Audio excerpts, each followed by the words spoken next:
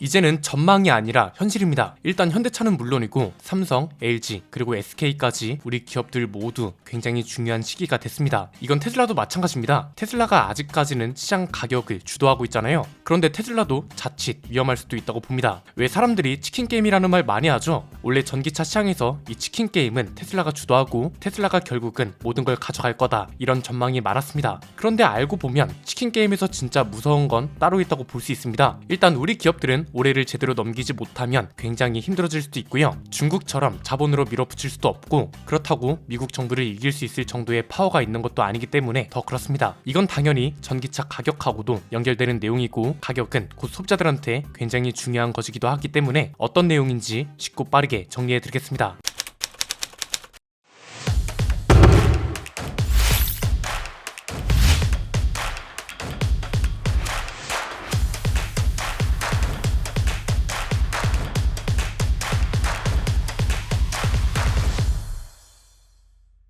테슬라가 또 안 좋은 뉴스로 도배가 되고 있습니다. 테슬라 주가가 떨어지면서 이게 배터리 업계 주가에도 영향을 준다고 하잖아요. 그런데 이번에 미국에서 갑자기 안 좋은 전망이 하나 더 나오면서 테슬라 주가가 비상이라는 이야기가 나오고 있습니다. M7에서 테슬라가 빠질 거란 건데요. M7이 뭐냐면 훌륭한 주식 7가지를 말하거든요. 여기에는 애플, 마이크로소프트, 구글, 아마존, 엔비디아, 메타, 그리고 테슬라가 속해 있습니다. 그런데 미국 투자 전문 매체인 배런스에서 올해는 새로운 M7이 등장할 거고, 여기서 가장 먼저 제외될 곳은 테슬라라고 말해버린 겁니다. 주가 기복도 너무 심하고 올해는 또 수익성도 떨어질 거라고 하잖아요. 그럼에도 테슬라가 이런 선택을 한 이유는 명확하죠. 저렴한 차를 많이 팔아서 점유율과 판매량에 집중하기 위해서 자발적으로 선택한 방향이고, 이건 전기차 시장을 장악하기 위한 과정 중 하나잖아요. 그런데 이게 일단 주식시장에선 하락세를 탈 수밖에 없는 선택이기도 하고, 2022년에는 65%가 떨어졌다가 작년에는 또 2배나 오르고, 너무 기복도 심하면서 올해는 전망도 좋지 않으니 M7에서 가장 먼저 탈락할 거다, 이런 거죠. 영국 파이낸셜 타임스에서도 비슷한 전망을 내놨고, 하필이면 머스크가 또 쓸데없는 소리를 하나 했습니다. 사실 틀린 말은 아닌데 주주들 입장에선 대체 이런 말을 왜 하나 싶은 겁니다. 2023년부터 2024년 성장률이 둔화될 거란 말 뒤에 이런 말도 했다고 합니다. 중국 자동차 회사가 세계에서 가장 경쟁력 있다고 생각한다. 솔직히 무역 장벽이 세워지지 않는다면 전 세계 대부분 자동차 회사들을 거의 무너뜨릴 것이다. 중국차와 기꺼이 협력하고 싶지만 파트너십을 맺을 기회가 보이지 않는다. 이 발언이 주가에 영향을 줬다는 분석도 있고, 오늘 이야기를 관통하기도 하는데요. 이 말은 그러니까 기존에는 테슬라가 치킨 게임을 주도할 거라는 전망이 있었잖아요. 그런데 지금은 이게 중국 전기차 때문에 흔들릴 수도 있다는 말이 나오고 있고, 실제로 이미 주가에도 영향을 주고 있다는 거죠. 우리나라 전기차 시장 그리고 차주들한테도 당연히 영향을 줄 수밖에 없습니다. 정리해보면 이렇습니다. 크게 세 가지입니다. 첫 번째는 치킨 게임의 애매한 피해자가 될 수도 있다는 겁니다. 여기서 말하는 치킨 게임이 대체 뭘까요? 전기차 관련 얘기에서 꼭 등장하는 말이잖아요. 이게 어디서 나온 말이냐면 1950년대 미국 젊은이들 사이에서 유행하던 게임이 있습니다. 차를 운전하는 두 명이 서로를 향해서 돌진하는 건데, 운전자 둘이 끝까지 방향을 틀지 않으면 둘 다 죽는 거고, 한 명만 방향을 틀면 둘 다 살 수 있는 겁니다. 여기서 상대방 차를 피한 사람은 치킨이 되는 겁니다. 영어로 치킨은 겁쟁이를 뜻하거든요. 즉 어느 한쪽이 양보하지 않으면 양쪽 모두 죽는 게임을 치킨 게임이라고 하는 건데, 전기차 시장에선 이런 거죠. 테슬라랑 중국 전기차 회사가 있습니다. 이 둘은 지금 시장을 장악하기 위해 싸우고 있습니다. 누군가 평균 가격을 잡아줘야 하는데 점유율 때문에 서로 더 저렴한 차를 내놓기 위해서 피 터지게 싸우는 거죠. 이게 너무 심해지면 어느 한쪽은 수익성이 너무 악화돼서 전기차를 팔아도 적자가 반복되고 결국은 죽는다는 거죠. 다른 전기차 회사들도 마찬가지입니다. 테슬라랑 가격 경쟁을 하다가 수익성이 너무 악화되는 수준까지 가버리면 시장에서 죽는다, 이런 의미에서 치킨 게임이라는 말을 쓰는 겁니다. 자, 그러면 왜 여기서 중국이 무서운 거냐? 간단합니다. 얘네는 정면으로 충돌해도 살기 때문입니다. 좀비 같은 거죠. 중국은 수익성을 포기하고도 치킨 게임을 계속 진행할 수 있거든요. 이미 우리도 피해를 본 사례가 있습니다. LCD 기억하세요? 우리나라도 HD 방송 시대가 열리고 LCD TV도 유행처럼 많아졌잖아요. 당연히 우리의 삼성과 LG가 LCD 시장을 독식하고 있었는데 중국 기업들이 저가 물량 공세를 펼쳐버린 겁니다. 그래서 이 당시 삼성은 중소형 패널 시장에서, LG는 대형 패널 시장을 거의 독점하고 있었는데, 중국 회사들이 이 시장을 다 뺏어가기 시작합니다. 왜? 스마트폰이나 가전제품을 만드는 기업 입장에선 어차피 LCD도 납품받는 부품 중 하나거든요. 즉 생산 단가를 낮추기 위해서 비슷한 성능이라면 더 저렴한 걸 선택하는 게 당연한 거죠. 그래서 실제 실제로 이 당시 우리 기업들의 디스플레이 점유율이 하락세를 보이기도 했고 요즘은 OLED 시장에서도 새로운 치킨 게임이 시작됐다고 하죠. 중국이 스마트폰용 OLED 시장에서 한국의 점유율을 추월할 거란 전망이 그래서 나오고 있는 겁니다. 중국은 자본과 물량으로 밀어붙일 수 있는 나라고 그래서 이게 무서운 거라고 항상 말씀드렸잖아요. 그 이유가 이런 겁니다. 전기차도 마찬가지입니다. 이렇게 되면 우리나라 전기차 시장은 대중화가 늦어지고 이건 곧 가격 안정화가 늦어진다는 소리니까 저렴한 전기차를 그만큼 만나보기가 힘들어지는 거죠. 이유는 간단합니다. 지금 환경부가 LFP 배터리를 규제한다고 하잖아요. 이걸 계속 좀 더 치밀하게 가야 한다고 하는 이유가 이건데 만약 LFP 배터리를 규제해요. 그러면 이제 LFP 배터리를 쓰는 차는 보조금이 줄어들고 이것 때문에 수요가 줄어들 거잖아요. 그럼 중국 기업들이 가만히 있겠냐 이겁니다. 얘네가 마음 먹고 공급 단가를 낮춰버린다. 그러면 결국 자동차 제조사들은 지금보다 더 많이 LFP 배터리를 선택하게 될 겁니다.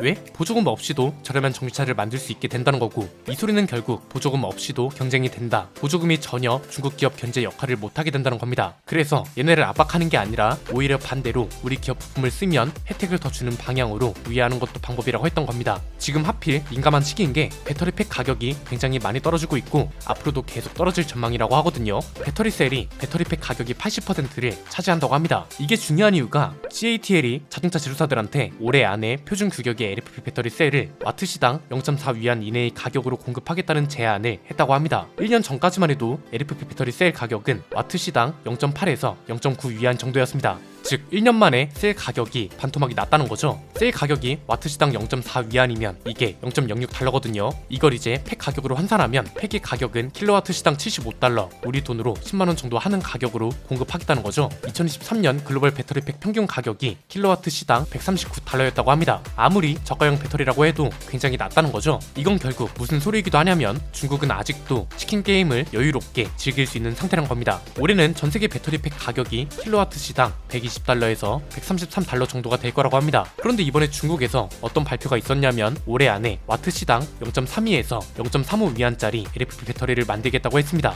생산 원가만 해도 0.3 위안이 넘어서 이게 불가능하다고 하는 사람도 많거든요. 그런데 중국은 이게 가능하다고 한 이유가 있습니다. 지금 배터리 업체들은 시장 점유율 확보를 위해서 경쟁을 치열하게 하고 있잖아요. 이 시장 점유율 확보를 어떻게든 하려고 적자 수주를 하게 될 수밖에 없기 때문에 이 가격도 가능하다고 분석하는 겁니다. CATL은 이미 점유율 상위권에 진입했기 때문에 얘네가 가격 경쟁을 이렇게 붙여버리면 출혈 경쟁은 더욱 심해질 수밖에 없는 거죠. 두 번째는 품질에 대한 불안감이 더 커질 수밖에 없다는 겁니다. 실제 품질이 어떻든 심리적으로 대부분의 사람들은 메이드 인 차이나를 꺼려 하잖아요. 자, 전반적인 기술은 아직 우리가 더 앞서가고 있고 발전 속도도 나쁘지 않습니다. 그래서 제품 평가도 매년 뛰어나다는 말이 나오고 있는 거잖아요. 그런데 국가 정책이나 시장 흐름이 중국의 속도를 따라가지 못하면 이때는 무역 장벽이라는 것도 허물어질 수 있습니다. 여기서 말하는 무역 장벽은 뭐다? 미국으로 치면 IRA, 유럽이나 우리나라로 치면 전기차 보조금이 되겠죠. 배터리 가격이 최근에 떨어진 이유 그리고 앞으로도 떨어질 수밖에 없는 이유는 간단합니다. 일단 앞에서 본 것처럼 중국은 계속 평균 단가를 낮출 거고요. 배터리의 원재료 중 핵심이라 할 수 있는 리튬 가격도 심각하게 떨어지고 있거든요. 그래프를 한번 볼까요? 이게 2022년 1월부터 최근까지의 탄산 리튬 가격을 나타낸 겁니다. 2012년에 미친 듯이 올라갔다가 급락하더니 14개월 만에 무려 6분의 1 토막이 나버렸습니다. 왜 이렇게 된 거냐고요? 항상 모든 가격 변동은 수요와 공급 법칙에 따라 움직이거든요. 공급이 너무 많아져서 가격이 떨어진 건데요. 전기차 시대가 온다고 하니까 리튬이 대세라는 소리가 나오고 이러니까 이제 기업들은 리튬 채굴하고 정제 산업에 뛰어들기 시작합니다. 그런데 이게 너무 과하게 뛰어들다 보니까 리튬 생산이 너무 많아져 버린 거죠. 공급이 늘어나는 속도가 너무 빨라져서 수요가 늘어나는 속도를 추월한 건데 수요와 공급 법칙은 자주 설명해드렸죠. 지금 리튬은 공급 과잉인 상황인데 예컨대 우리 동네에 호빵집이 있어요. 하루에 50개만 만드는데 손님은 500명이 몰려요. 이건 공급이 수요를 못 따라가는 상황이죠. 그래서 손님을 줄이기 위해서 원래는 하나에 500원 하던 호빵 가격을 2,000원으로 올려버리는 거죠. 반대로 호빵집이 방송을 타면서 하루에 손님이 500명 넘게 올 것 같아요.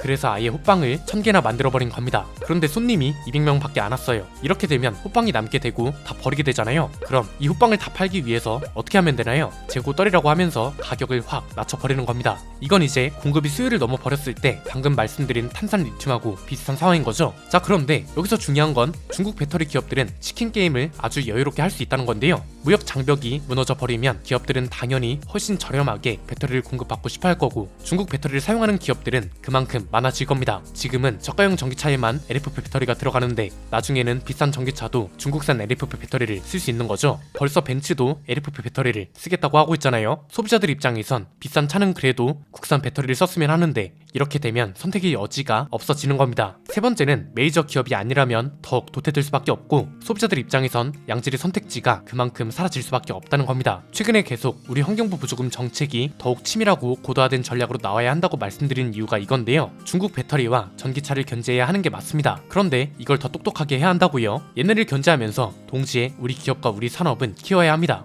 왜? 그래야 배터리 단가를 낮출 수 있는 노하우도 생기고 우리 기업들도 결국은 중국 못지않게 가격 정상화가 이뤄져야 하잖아요. 배터리 기업들이 배터리 단가를 낮출 수 있는 걸 도와주는 건 물론이고 원재료를 지금은 중국에 너무 많이 의존하고 있으니 수입국을 다변할 수 있도록 도와주는 것 또한 필요합니다. 여기에 전기차 산업 전체가 견고해지려면 중간 기반도 탄탄해야 합니다. 현대차그룹은 워낙 거대 기업이라 알아서 잘할 겁니다. 문제는 KGM을 비롯한 중견기업 이하들이죠. 여기도 부품 국산화를 할 수 있도록 도와줘야 합니다. 저가형 전기차를 만들기 위해서 이런 작은 회사들은 중국이랑 협업할 수밖에 없습니다. NCM 배터리를 쓰면서 효율의 가격까지 잡으려면 천문학적 개발비가 필요하니까요. 거대 기업은 여유가 있죠. 그런데 작은 업체들, KGM보다 규모가 훨씬 작은 초소형 전기차 기업들은 지원이 필요하다는 겁니다. 단 우리 부품을 쓰는 비율을 엄격하게 기준을 잡아놓고 관리 감독도 철저히 해야죠. 이렇게 해서 우리 배터리 기업과 부품사들이 상생할 수 있도록 하는 것도 정부에서 중요한 과제로 생각해줬으면 합니다. 그런데 지금은 고성능 전기차에 초점이 맞춰져 있고 작은 기업들을 위한 지원은 무시되고 있다는 게 문제입니다. 이게 사실 현재 가장 필요한 보조금의 역할이라고 봅니다. 정부가 전기차 산업을 첨단 산업으로 지정해놨습니다. 그래서 더 치밀하고도 고도화된 전략이 필요하다는 거죠. 이렇게 해서 무역 장벽에 의존하지 않고도 시장 스스로 중국을 견제할 수 있도록 성장시키는 게 가장 좋은 방법이라고 보고요.